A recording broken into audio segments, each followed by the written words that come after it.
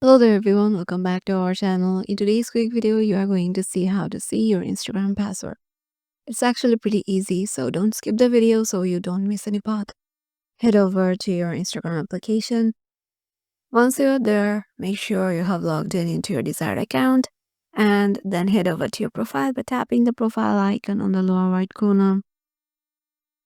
And then once you're in your profile, head over to the three lines icon on the top right. And once you're there, go to Account Center. And in here, go to Password and Security under Account Settings section.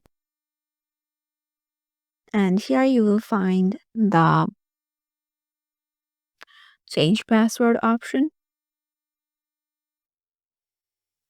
So select your account. And from here, you can just give your current password and change your new password and retype the new one.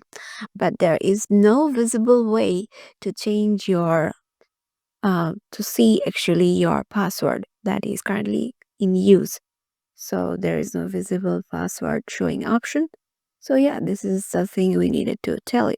Hope this video will help you out and we will see you in the next one.